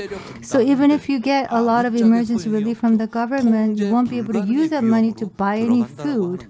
And the risk will become uncontrollable. So climate crisis is an uncontrollable risk. It is an irrecoverable risk. It is something that humanity has never had to experience before. Now, this is indeed a very serious risk and danger. What's the root cause behind this? It's the world is a finite place. We have infinite desires. But the earth is unable to sustain that. As I told you before, the world that we have created has become too big that it's eating into our earth system. For example, mass production, mass consumption, mass weight production are occurring. We're using a lot of energies and resources from the earth. They're being depleted and they turn into waste. A lot of CO2 is emitted, waste being generated as a result. This production and waste They're not linked through a circular system. And against that backdrop, we have depletion on one hand, and we have a generation of waste as well as greenhouse gas emissions. And then this earth will become an unsustainable place, and human civilization will not be sustained any longer. Then why have we created this earth? To live in a better place, have more products produced and consumed and waste. We were also, for example, very much engaged in competition to have a better life. But in this world, we cannot maintain a sustainable life anymore. So we have to really drive a great transformation, great transition. We have to make effort to save the earth, and we have to have a circular system. Energy has to be regenerated, and resources have to be recycled. And what about society? We engage in competition. We try to gain an upper edge over our competition or colleagues, but that's not the way to go forward. We have to go back to the basic spirit of community to help each other out. We really have to have a reverse thinking, have to change our mindset paradigm, and we have to have a different type of an economic system where everyone can live better off as a whole. So there's 7.8 billion people living on Earth. We have a lot of food that's already available out there to feed more than 7.8 people, 8 billion people. What about the products, industrial products? There's so much industrial products to go around. But every economist is saying that we have to continue to grow. We have to focus on growth, but that's not true. We should not be fooled. If there's depletion, if there's something lacking, that means we have stopped sharing, we have stopped saving each other, we have stopped caring for each other. We have to drive, that is why, great transformation. Only then we can effectively respond to climate crisis. The photo that I'm showing you over here shows the last 150 years. On the left, that's the average temperature change. Each line shows each year from 1860, that's the average temperature of the Earth. Blue shows that the temperature was actually lower than the average temperature. Red shows that the temperature was higher than the average. So the temperature went through changes in 150 years, and it began to spread out in 4 different strengths. The upper band shows by 2200, that's the temperature increase if we're able to stabilize it. The lowest band shows that the temperature will just go up exponentially if we take no actions. There are 2 different scenarios in the middle. So there are 4 different scenarios that we can take in terms of climate. Climate is not to be determined by nature. It depends on human beings, the decisions that we make.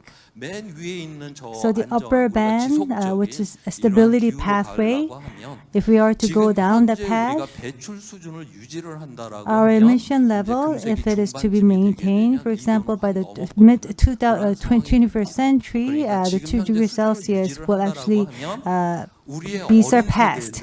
That means our future generation, younger generation, will not be able to stop climate crisis because a crisis will have already occurred. That becomes a risk that cannot be controlled, that cannot be recovered. We tell our children to, for example, study hard to become good adults and to work on future problems. They will not be able to deal with them by themselves. We are the last generation that can stop the earth from going into any more severe downward spiral. If we don't make that effort, our generation will be remembered as the first generation that actually has destroyed the future for the future generation. That is why we have a lot of responsibilities to undertake.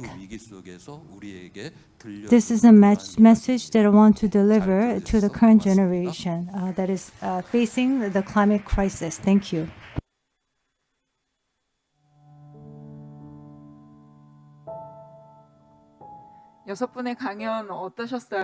Yes, we've heard the 6 testimonies from 6 witnesses.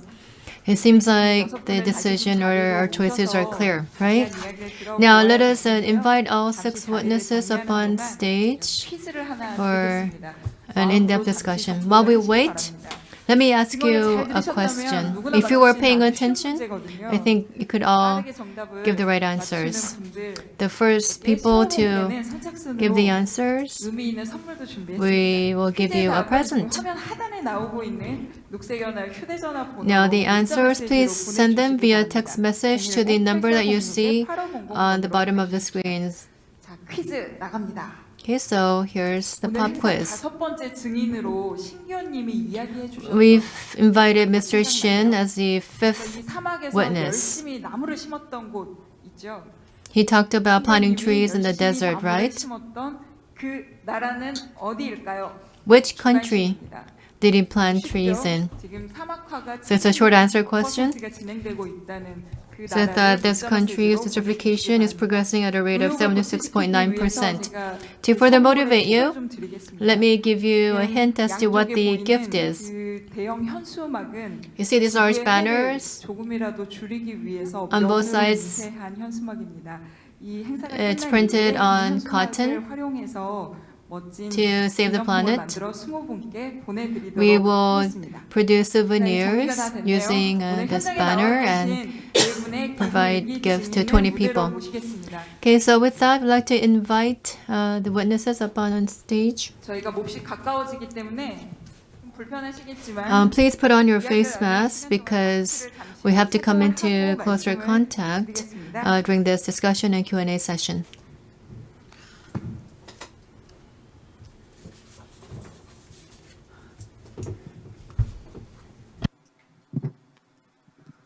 오늘 현장에 없으신 지금 독일의 키트만 연구원님 We have Dr. Quidman and Mr. Shin 더 함께하고 who are joining us via online today.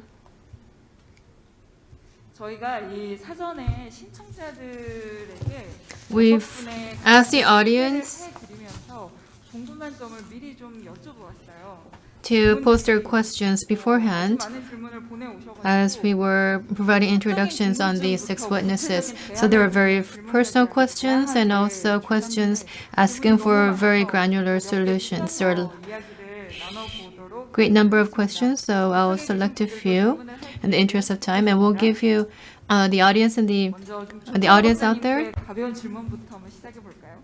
for your Q&A. Now, starting with Mr. 질문을 Cho. 주신 분은 TV에서 조철호 박사님 강의를 So 들은 this 분이거든요. person who posed a question, I think, must have listened to the lecture on TV. As an atmospheric scientist, and I'm sure you've probably have played a very significant role in terms of addressing climate crisis. Was there any motivation or was there any occasion in which you became very much involved in this climate crisis? Action. Well, there wasn't any special occasion, but it just really what happened was that in the 1980s, when I was in school, there was not even a major department called atmospheric science. Climate change was a rather new term, but in 2005, went to Amyeon Island. There is a climate monitoring system where I was working for a while, and I saw that there is a very strong linkage with greenhouse gas emissions. And I was very startled to find the fact. So only about 15 years I've been involved in this field very deeply. In terms of the discipline, the domain, it's still a work in process. It's not a complete domain. So every year things are becoming more clear, faster.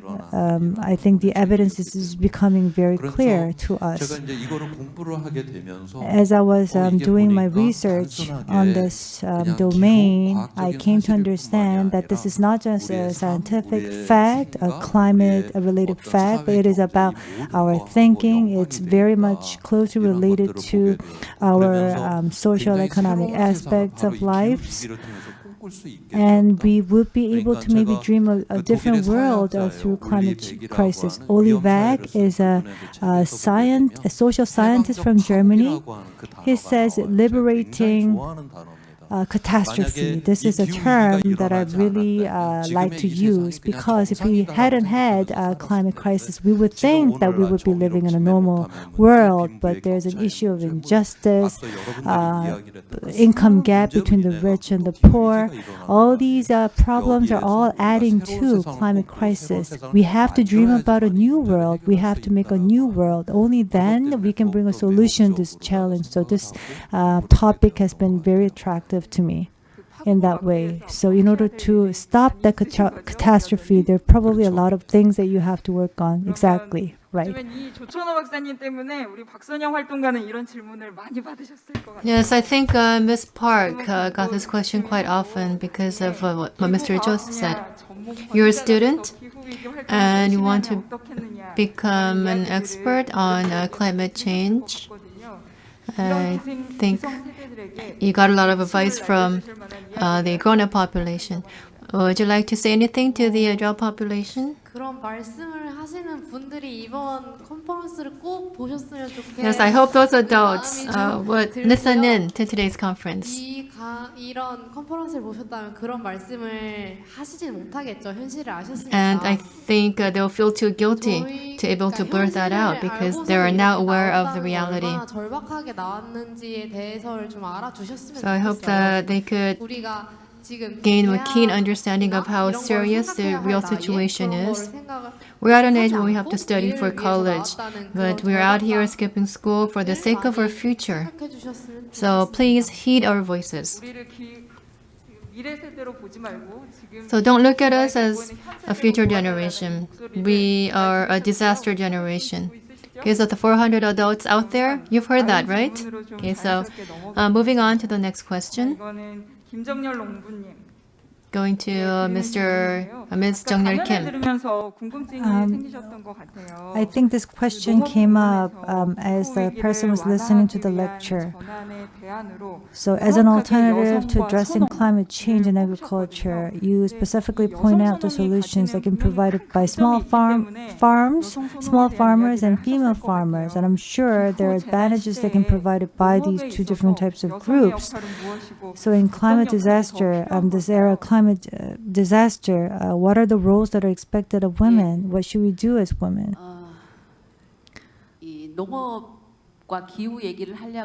we are to talk about agriculture and climate, as I mentioned before in my presentation, we have to really deep dive on agriculture. The way, of course, agriculture is there to produce food, but in the process of farming or agriculture, it leads to emission of greenhouse gas emissions, and also the emitted greenhouse gases are absorbed by agriculture. On the other hand, that is why we need to have the change agents, which are small farmers and female farmers, for that transition.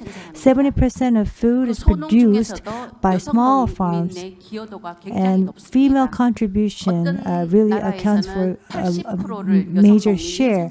For some countries, 80% of food production is accounted for by women. 52% of food production is coming from female farmers. So their contribution could really go a long way towards mitigating the effects of climate change. And that's actually the most important resources. For example, the females were the ones who were able to preserve the indigenous seeds for production. That could be used as a good tool for responding to climate change because it will lead to ensuring diversity in our food, and those indigenous seeds would be the very starting point for sustainable farming. FAO, from last year, they actually declared a decade of family farms. They have a plan to promote and nurture family farms because from the 1960s to the start of the Green Revolution, we have the industrial farms that have actually led to climate crisis. That is why we have to utilize the notions of family farms. So especially among the small farms and family farms, there's really a much contribution to come from female farmers. Their participation is critically needed. Only then we can ecologically and also locally change the way food is produced. That could be a resilient way for us to respond to climate change. So small farms and female farmers are the alternatives to mitigating climate change. So in the policies, I think agriculture is probably the one area that is often overlooked. This information probably I would not have known had I not come to this conference. It's something new that I'm learning from the conference. And I think really need to have a lot of interest in agriculture. So we've been talking about food-related areas related to climate crisis. Now I have a question to Dr. Claudia, who is currently joining us from Germany. Going back to the presentation, not only health, but as an alternative to climate crisis, we need to reduce the consumption of red meat. In Korea, there's a growing interest in vegetarian meals or diets. However, it seems as if it's just here to stay as a fad, as a fashion. So in Germany, the linkage between, for example, plant-based food and climate change, what's the current level of awareness of the German citizens in relation to that? Yeah, this is a very interesting question. I think it really depends on like the part of society you're looking at. Among young people, I think it's more than a fashion to eat vegetarian food, but it's a really fundamental, and scientifically fundamented decision. So young people often eat mainly vegetarian food, but I think in the older generations, especially, the awareness of the effects of meat production on climate change are not very present. So it's an issue that is becoming more and more discussed, but Germany is an important producer of especially pork. So I think it will also be a long way to really raise more awareness for this topic and to make people change their eating behavior. But I personally hope that we can use this health argument to maybe convince people, because then it's not only for the environment, but also for their personal health.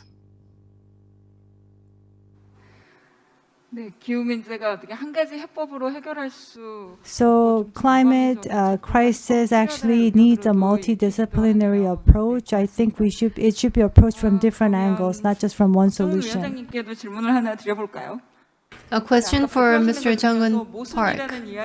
You mentioned the word contradiction on more than one occasion. So I think your testimony was very intriguing. Climate crisis and the danger that the riders experience, the connection between the two. If you tell the story to your riders, how do they respond? And I'm sure the riders who decided to take on this job to make ends meet. And for them, climate crisis may not be on top of their list of priorities. So how can we have riders take on a more proactive role in addressing climate crisis issues as part of their daily work? Yes, those are very tough questions. So I want to avoid some of them, but well, with the writers talking about climate crisis, well, that'll make me look like a total nerd. But my fellow colleagues know that I don't eat meat. I'm not trying to act authoritative, but 채식을 할 수 있는 제가 I'm trying to create an environment so that my 그런 걸 members will 찾았어요. prefer 그래서 vegetarian 그런 일상 diets. 속에서 So on a daily 상호작용하는 basis, 효과는 있고, I try to interact 만약에 to 정말 encourage 이런 this 자리에 kind of 한 명을 practice. 조합원 집단이 아니라 한 명 한 명 앉혀놓으면 If I were to have every 당연히 single person in my 저희가 group 일반한 here, 일은 노동자지만 퇴근 후에는 시민이거든요. 그럼 시민의 we are workers during the day, 정체성으로서 but once we 지구의 문제에 get off 대해서 work, we are an 진지하게 average 얘기할 수 citizen. 있는 가능성은 있습니다. So I believe that there is an 근데 opportunity to 일상적 engage in 생활에서 serious 그렇게 discussion 이야기하기는 about the problems associated 힘들다라는 with our 생각이 planet. But on a daily 또 하나 basis during 생계 work, 문제 it's 이런 hard to 것들이 engage in 있는데 such 저는 conversations. 그런 질문들에 대해서 노동자들한테 질문하지 않고 사실 And I don't 자본한테 ask the 질문을 던져야 된다고 workers 생각하거든요. when it comes to these issues. I believe that these questions should be tossed at the platform capitalists. For within expansion, development being the buzzwords of production, economic cycles to create new products and goods. But today, we have new desires transcending above space and time. Like Mark Curly, for example, they're addressing a new desire of people. People who want to consume in the early wee hours of the day, early dawn hours. So in order to address that, the workers are viewed as wanting to work in these unusual hours for subsistence. This is the rationale that they're presenting themselves. So raising these questions to capitalists, to the platform capitalism is more important. I mentioned the word contradiction on a lot of occasions. I'm not a perfect vegetarian. I don't eat any meat substances that I can discern, but those ingredients that I can't really figure out, then I inevitably would eat them. 위선적인 활동이라도 그것이 공익적인 목적이라고 하면 Even if you're forced to engage in hypocrisy, if it's for the public good, I think that's desirable and that should be put into practice. That's my personal, honest view. Thank you. Well, very wise answer to an awkward question. I think we should take one small step to bring about a bigger change. We are here to cheer you on, Mr. Park. 지부장님 발표하시는 걸 들으면서 And listening to Mr. Shin's presentation, I was very much moved. I was able to see a light of hope in the midst of desperation.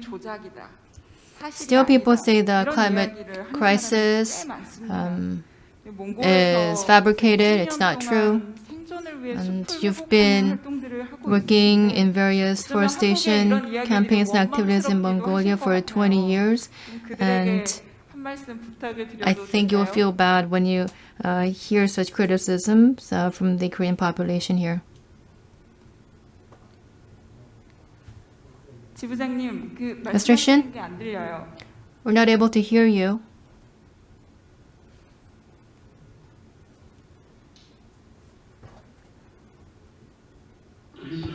Can you hear me now? Yes.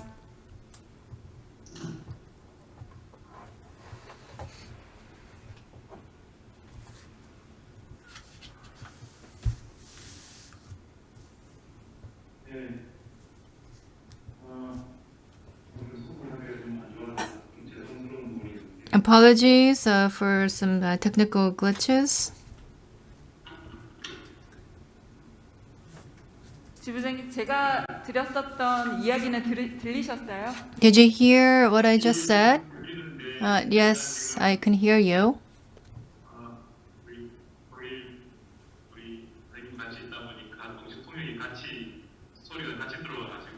Oh, but unfortunately, we heard the voices of the interpreters at the same time, so I wasn't able to really concentrate on what you were saying. But I did understand the question. I did get it. Yes, we do get such questions on numerous occasions. Whether climate crisis is real.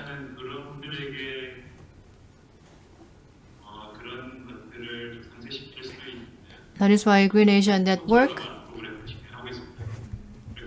has organized a program called an Eco Tour to allay the skepticism, to provide hands-on experience and provide opportunities to engage in volunteer activities, to listen hands-on directly from the villagers themselves. They have to see for themselves.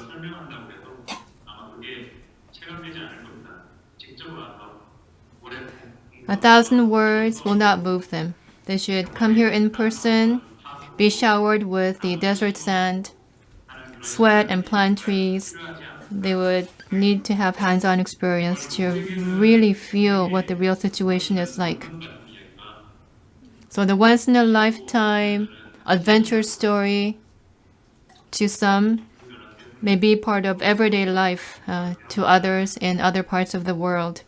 Now, this is the severity, the reality of climate crisis that we face. 아마 오늘 신기호 지부장님 그 발표 내용을 보고 몽골의 상황을 처음 보신 분들도 Yes, there may be 많으실 people who heard about the situation in Mongolia for the first time and listened to your presentation. I think they will relay your message to others, making this conference an all the more meaningful event.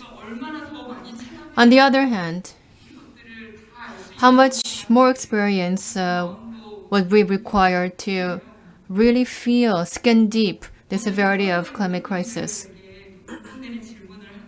Now, with that, I have a common question 이 to all 이야기를 다 six 듣고 witnesses. 나니까 한편으로 희망이 보이기도 하지만 여전히 I do sense 걱정도 되고 a streak of 우리가 hope 실제로 정말 on 막을 one 수 있을까? side, but also 조천호 some 박사님이 이야기하신 fear 그 and 파국의 skepticism. 지점을 Can we 가져서 really 우리가 stop 막아낼 수 this? 있을까 As Mr. 하는 Joas mentioned, 의심, can we stop 걱정이 this 계속 from 없어진다라는 happening before 이야기를 disaster happens 하시거든요. upon us? 실제 기후위기를 막을 수 있는 방법이 있을지 Is there a 이 pragmatic 기후위기 way to 시대를 stop 살아가는 climate 우리가 crisis? 할 수 있는 일은 무엇이 What we 있을지 can do living in this day 작은 and age of 것에서부터 climate 또는 crisis, what we can do from 거대한 small 대안에 대한 things 이야기까지 to the more 각각의 larger solutions with greater magnitude. 역할에서 So, 한마디씩 던져주시지. what can we do to address 박사님부터 climate 한마디 change? 해주시겠어요? Now, Dr. Joe, would you like to begin?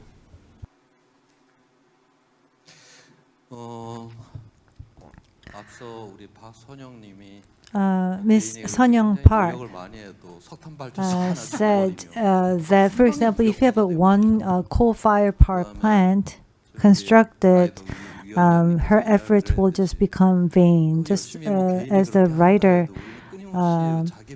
union commissioner said, we have to live in this contradiction because we're helpless as an individual. So we have to make collective efforts. We have to create this new world together. So let me make an example. Take an example. There was a Parisian mayor who was elected the second term and was asked how the city she wants to envision how the city would want to be turned into. She wants to, for example, make a city of 15 minutes. For example, she can do everything, people can do everything within 15 minutes by walking, for example, go to the groceries, to buy things. And then they have 90,000 different parking lots in Paris, and she wants to reduce it by 30,000. For example, only the public parkings will be there, but individual parking lots will be completely demolished. Then they're going to make sure that, for example, if you have a passenger car, the car will not be able to just cut through the center of the city. For example, you would have to leave your car there, you would have to take mass transportation, subway, or walk. So we're trying to build this as a city within the community. Many people, for example, travel to Europe and come back and say, for example, their cars are not the kings on the roads, it's the passengers. But what about us? It's because of the world that we created here. So what does it mean to make a better world? It is about responding to climate change. It's about dreaming of this new future. So we have to really be wise when we vote the government. We have to elect the right officials so they can execute their plans correctly and effectively. Only then we can respond to climate change. We have to be fully enlightened as individuals, but we have to think about how all these individual forces will come together as a collective force. Then we can build a better world and then respond more effectively to climate change. So we have to be united as one, just like we are today. So moving on to our commissioner, why don't we go in this order? 저는 뭐 사회 운동을 꽤나 해왔는데 이겨본 적이 Yeah, so I've done a lot of social campaigns, but I've never won. 밀양 송정탑부터 시작해서 I lost most of them. The Milyang transmission 저도 tower 그냥 지는 게 아니에요. protest. 정말 처참하게 And it's not just losing, it was 그래서 very 그때는 desperately or sadly 이기고 losing. 싶다 이런 생각도 들어요. So at one time, I felt that I really wanted to win.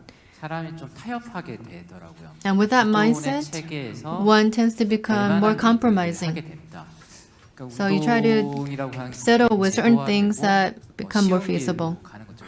협약 In other 같은 것도 words, 발표를 하고 look at the 그다음에 low-lying 선언도 fruit 하고 first, agree to 그런 certain 생각도 contracts or 그런 것도 agreements. 직접 해보니까 이것도 아닌 것 같다는 생각이 들니까 But then at one point, I felt that that 원래 wasn't the 제가 answer 잘했던 either. 방식으로 So I reverted to my 빌런이 earlier 되자. ways.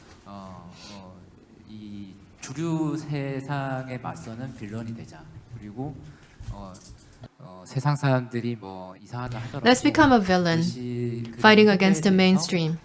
익숙해지되 And you can become used to 그것이 the 절망으로 defeat. 나락으로 빠지는 But that defeat 곳으로 가지 않도록 연대의 힘을 만들어내는 shouldn't 것이 shove you into utter 중요하다는 hopelessness. 생각들을 And that would 하고 require a 있습니다. solidarity, 그래서 building a 제가 group, 오히려 하고 싶은 얘기는 coming together under a sense of 싸움을 solidarity. 하다가 패배하는 것이 좋지. So is it better 애매한 to 타협을 하기 lose 위해서 싸움을 하다가 by not compromising? Or is it better to see a failed attempt that's suspended in the middle 그런 각오들이 있어야 된다. while compromising? 말씀을 Well, I think it requires a special level of power and commitment to meet your goals. 네, 저는 굉장히 희망적인 하나의 Ms. 어떤 Kim 사례를 Jong-yeol, 들고 싶습니다. I want to take an 우리가 example 지금 that will give us a lot of 2050년도 hope. 탄소 중립 이야기하고 2050, we're talking about carbon neutral. We're talking about 50% reduction in terms of CO2 by 2030. This is not a pipe dream. We're making our way towards building some specific plans. And I think we can really learn a lot from Europe in terms of food production. From the 1990s, agriculture, food production system saw a lot of changes which resulted in the emission of carbons. So the European Green Deal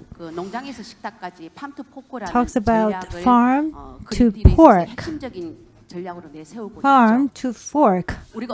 That's a Green Deal for agriculture. It's about distribution, food chains that we have, which could lead to reduced carbon footprints. That's an actual example from Europe, and we want to see that spread out around the world, and it is possible. Such system could secure sufficient amount of safe food. In Korea, in 2009, once our association began the Sisters Garden Field, there are producers and co-producers, not producers and consumers. So all of you are not the consumers of food, you're the co-producers of food. How food is produced, what skills are used, how it's distributed, you have to be aware. And if you make that effort together with us, we can make agriculture that is more relevant to small farmers, and we can move away from the industrial production, moving away from carbon footprint. And we can, of course, go a long way towards reducing greenhouse gases. So let's make the wise choice. Let's work together in solidarity. And I'm sure there's a big hope in front of us. Thank you. 저는 Well, for myself, 긍정적으로 이런 거를 해야 한다고 생각해요. I believe that this should be done as part of everyday life. Do our best on a daily basis from wherever you are. Always think about what you can do given your present positions and circumstances. 저는 영역 상관없이 세대 상관없이 모두가 내야 I think we should transcend 편해질 beyond 용기라고 generations 생각을 해요. and sectors. We need courage. 기후위기를 대응을 하려면은 훨씬 In 더 order 많이 to respond to climate 해줘야 crisis, 하는 게 사실이잖아요. we would have to take on 근데 greater 뭐 어쩔 수 없어요. 우리가 discomfort and 살려면 불편해져야 inconvenience. 되는데 낼 수밖에 없는 용기죠. We have to suffer inconvenience in order to 이런 survive, 배려와 so that's something we have to. 이런 용기를 내는 accommodate, 것만으로도 right? 저는 많이 바뀔 거라고 So I 생각을 think this kind of 하고 courage 있고요. is a small 제가 step 말했지만 towards change. 저는 작은 And I 실천으로도 mentioned 바꿀 수 없을 before, 만큼의 막대한 온실가스 배출로 the greenhouse gas 거잖아요. emissions that cannot be stopped 세대 through minor 상관없이, campaigns or 영역 protests. 상관없이 모두가 So 모여서 multi-generation, multi-sectoral, 정책적인 요구를 consolidated 한다면은 effort 저는 충분히 should call 인류 for 50%를 감축할 수 있다고 policy change and further call to 생각을 하고 action 있고 to 앞으로도 그렇게 reduce 생각을 할 것 같아요. greenhouse gas emissions by 50% by year 2050. I think it is a feasible target. What is important is our common commitment. Instead, that it's not possible to attain without a shift in our everyday lifestyle.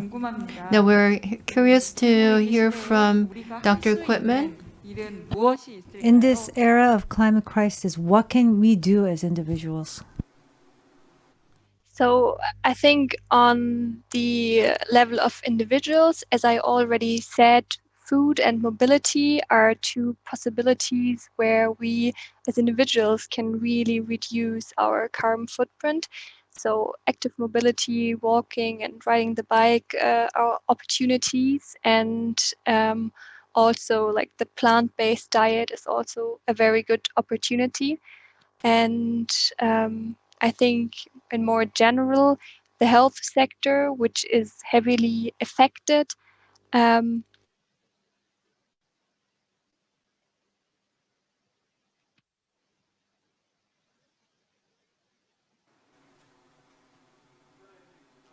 네, 온라인 상태가 안 좋아서 I think we have some online connection issues here.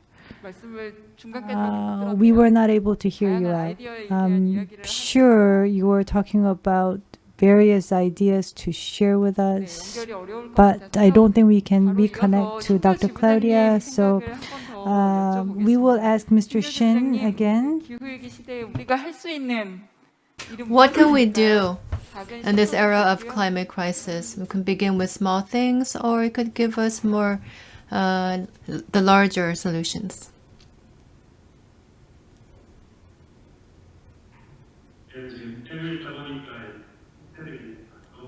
Yes, I think we're having some connection issues.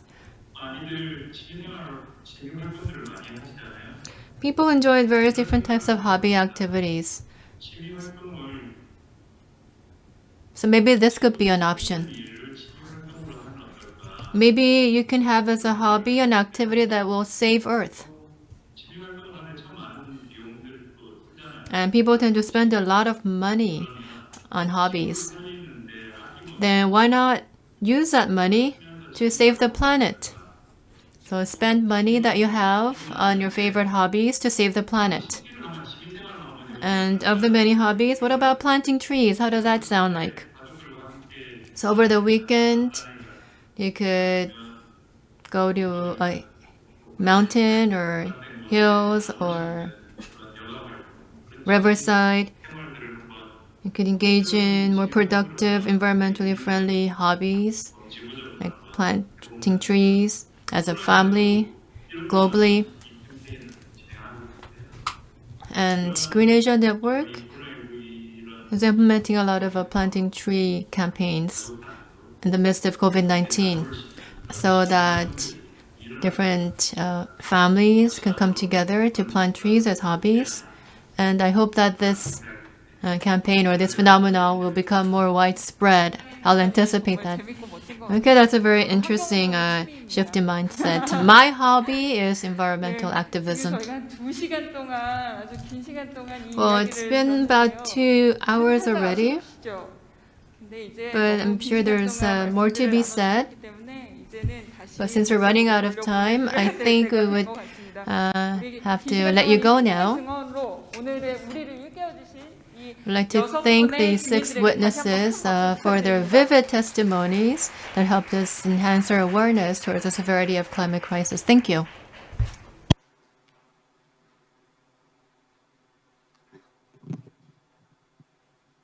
이제 슬슬 마무리를 해야 될 So it's 시간이 time to wrap up. 되었습니다. 오늘 여러분의 삶이 그린 컨퍼런스를 I hope 만나기 that 이전과 your 이후로 lives will be different. 뚜렷이 달라지셨길 바랍니다. This conference as a milestone. 몽골의 신기호 지부장님이 이야기하셨던 As Mr. Shingi-ho said from Mongolia, for Earth, we've planted trees and we've planted people. Green Conference was joined by many online participants. We have planted the witnesses to climate crisis. You go back to your own lives.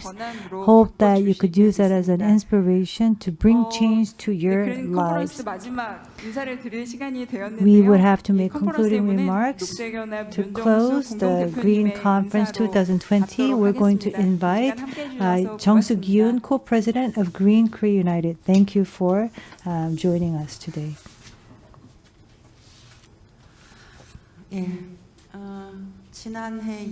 So following on from last year, we've had the second Green Conference for the witnesses of climate crisis. Did you enjoy this event? What's the power of a witness, a testimony? So there's a lot of force or power that comes from the testimonies from Mongolia, from laborers working on asphalt, farmers out in the fields, and people from the farming areas. They've shared with us their testimonies, their experience of climate change, climate crisis. Recently, there was a news report that there was an interview for Korean people. What are their thoughts on climate crisis, climate change? 80% said very serious. It's a change probably that we would not have been able to imagine last year. 85% of the respondents said that the Korea's national greenhouse gas emission reduction target would have to be raised higher, would have to become more tighter. And also the electricity tariff increase. 70% said that they would be willing to accept an increase in electricity tariff if it helps climate crisis. If we hadn't had the COVID-19 typhoon, we probably would have stayed the same in terms of our thinking paradigm. So I think these media reports are very encouraging. It's giving us a lot of hope that we can really bring significant change. We were able to affirm once again from this Green Conference is that climate change is not a natural disaster. It is not evenly shared, evenly felt by people on Earth. I think you've probably taken away the same feeling. The 1% of the rich emitting greenhouse gases, that's actually 2 times the emissions produced by the world's poorest 50%. Climate crisis is a human-induced, people-induced crisis. It is even felt more severely by the vulnerable population of society. People living in poor regions, women, children, people with disabilities, elderly citizens, non-regular workers, small farms. These countless peoples are still experiencing climate crisis, and their pain is going to go deeper, more serious. There will be harsh reality faced by these people. So it is a universal human rights issue. It is about justice, equality. People even say, I think one message that we can take away from the witnesses is that we have to realize climate justice. We have to bring climate justice. Only then universal human rights of people, unfair, unequal work, this unfair reality, these issues can be addressed. Our organization, Green Korea United, will remain committed to fighting climate crisis with the witnesses here. We'll make sure to make our voice heard. We had the second Green Conference following on from last year. I would really like to thank our witnesses who've shared their time with us. Also, would like to thank our co-organizer, EU-Korea Climate Action, and Kakao Value Fund. Thank you for your support for this event. We will continue to listen to new witnesses. We will come back with a better conference next year. We will continue to share our testimonies. We will propose various actions to solve our climate crisis. Thank you very much, and this concludes Green Conference.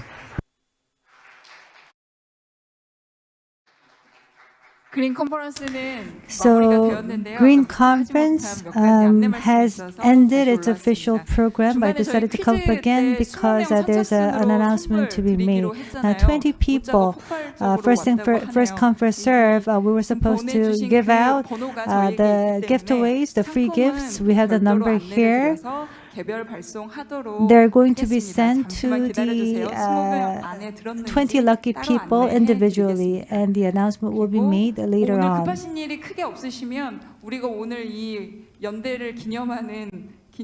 We're going to have a group photo if it is okay with you.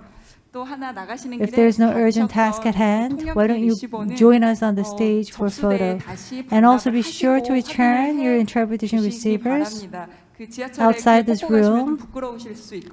It's not going to look very nice if you have it in your ears on your way back home on the subway. So if you're curious to know what you need to do to fight the global climate crisis, please join us on the website. We're also going to provide you with organic cotton masks if you become a member. So please sign up, be the member of Green Korea United. Thank you very much.